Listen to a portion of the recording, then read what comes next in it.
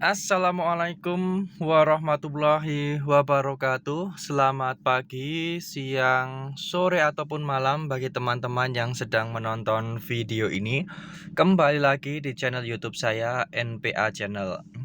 Di video kali ini, seperti yang sudah ada di judul video, saya ingin memberikan sedikit tips bagi teman-teman semua yang sedang menonton video ini, terkhusus untuk para pecinta mobil ya, baik itu yang sudah pegang mobil lama ataupun yang baru pegang mobil. Tips berkaitan bagaimana cara mengecek kaki-kaki mobil teman-teman semua ya, tanpa harus berjalan ya. Nah, kita kan sebenarnya kaki-kaki mobil itu kan bisa kita cek walaupun kita tidak berjalan, tapi lebih baik sih kalau bisa ya dibuat berjalan. Tapi kalau misal teman-teman malas untuk berjalan, terus kok ada suara yang tidak nyaman di kaki-kaki, nah itu bisa teman-teman cek sendiri dengan memperhatikan berbagai hal yang mungkin bisa jadi inspirasi teman-teman semua ya ketika mau ke bengkel. Nah, apa saja tipsnya?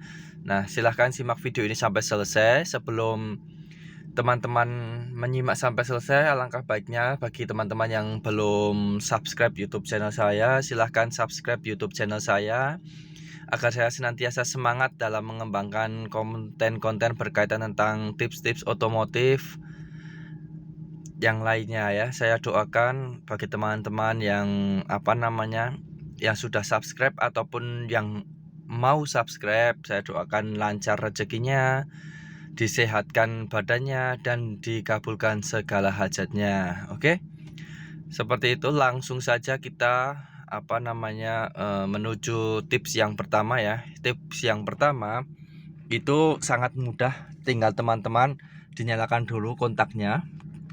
Posisikan mobil teman-teman dalam posisi on ya, tidak harus dinyalakan, tidak masalah. Yang penting setirnya ini sudah bebas ya. Kan biasanya kalau setir, maksudnya kontak dalam posisi off, setir ini akan terasa berat ya, karena terkunci secara otomatis ya. Jadi kita harus memposisikan kontak ini di posisi on, sehingga setir ini bisa bergerak bebas ke kanan ataupun ke kiri. Nah, tips yang pertama itu yaitu silahkan teman-teman putar saja setirnya, baik ke kanan ataupun ke kiri. Nah, gini ya, putar ke kanan ataupun ke kiri. Nah, putar saja teman-teman. Nah, kalau yang sudah pakai power steering kan enak, diputar aja pakai. Nah, diputar saja. Nah, kalau ada suara gluduk gluduk gluduk gitu ya, biasanya kalau kaki-kakinya ada yang kena, ada suara gluduk gluduk gluduk di bagian kaki-kaki. Nah, itu menandakan bahwa power steering teman-teman itu sedang bermasalah ya. Nah, ketika digoyang-goyang terus berbunyi gluduk gluduk gluduk, nah itu rack steer teman-teman sedang bermasalah ya. Rack steer itu bagian dari steering rack ya, bukan power steering, sorry tadi saya sebut. Rack steer itu bagian dari steering rack yang ada di bagian setirnya ya. Jadi ketika kita goyang gini, ada suara gluduk gluduk gluduk gluduk, nah itu berarti rack steer teman-teman itu ada kendala ya, artinya memang butuh perawatan.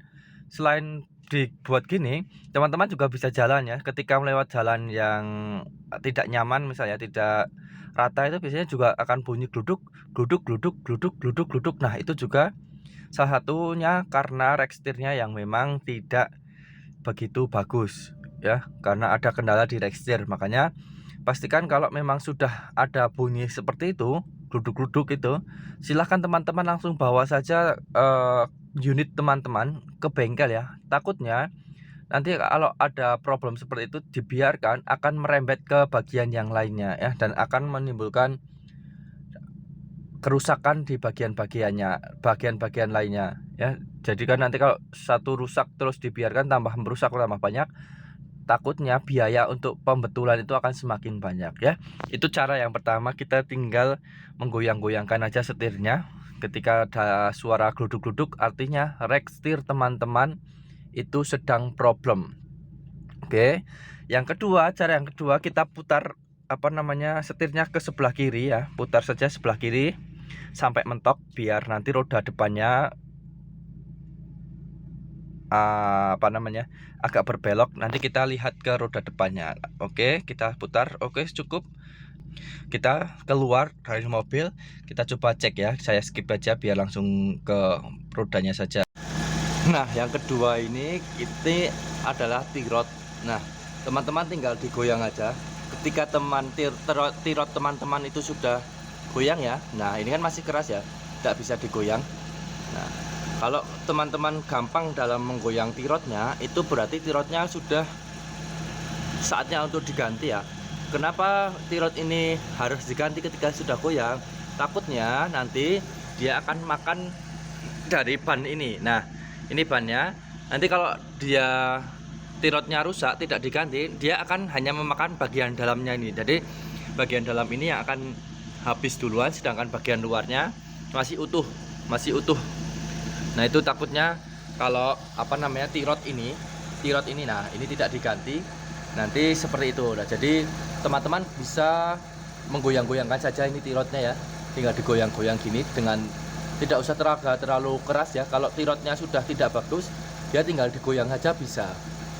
Nah, ini kan kalau kita lihat, nah ini dengan tenaga keras ini tidak goyang. Ini tirotnya masih bagus, jadi tidak perlu diganti. Kalau punya teman-teman digoyang sedikit aja bunyi gampang, bisa bergoyang, artinya tirotnya sudah saatnya diganti. Dan silahkan lekas-lekas untuk diganti ya. Takutnya nanti kalau terlalu lama tirot tidak diganti, ban teman-teman akan habis bagian dalam. Nah, itu langkah yang kedua atau tips yang kedua dari saya. Nah, mungkin itu aja dulu yang bisa saya share ke teman-teman berkaitan tentang cara atau tips dalam mengecek kaki-kaki tanpa harus berjalan. Sebenarnya ada satu lagi yang bisa kita cek tanpa harus berjalan, yaitu link stabilizer. Tadi urutan dari tirot tinggal masuk saja sampai ke mentoknya, itu nanti ada link stabilizer. Tapi ternyata ketika tidak didongkrak itu tidak terlalu terlihat di mobil saya ya, karena mobil saya itu kan tipenya tipe sedan, jadi tidak terlalu terlihat. Nah, mungkin 2 tips itu aja bisa teman-teman praktekkan sendiri di rumah ya, cara mengecek rek setirnya tadi, terus ada tirot apakah 2 komponen itu masih bagus atau tidak. Nah, itu teman-teman bisa cek sendiri di rumah di unitnya teman-teman semua ya. Itu tidak usah pakai dongkrak pun bisa. Tapi kalau untuk cek link stabilizer itu butuh dongkrak kalau di mobil saya, karena terlalu pendek. Kalau mungkin untuk mobil-mobil yang tipe-tipe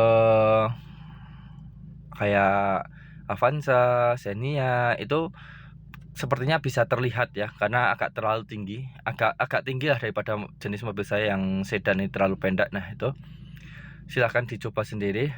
Seperti itu video singkat dari saya, semoga bisa bermanfaat bagi teman-teman semua ya dalam mengecek kendaraan teman-teman semua di bagian kaki-kaki. Semoga tips dari saya bisa lekas memberikan informasi kepada teman-teman, sehingga teman-teman bisa ngecek apakah mobil saya itu sudah rusak atau belum. Apabila video ini bermanfaat, silahkan teman-teman bisa share video ini kepada saudara, pada teman, ataupun kepada kolega teman-teman yang memang membutuhkan video ini. Jangan lupa like dan jangan lupa subscribe di YouTube channel saya, agar saya senantiasa semangat dalam mengembangkan konten-konten berkaitan tentang tips otomotif selanjutnya. Wassalamualaikum warahmatullahi wabarakatuh.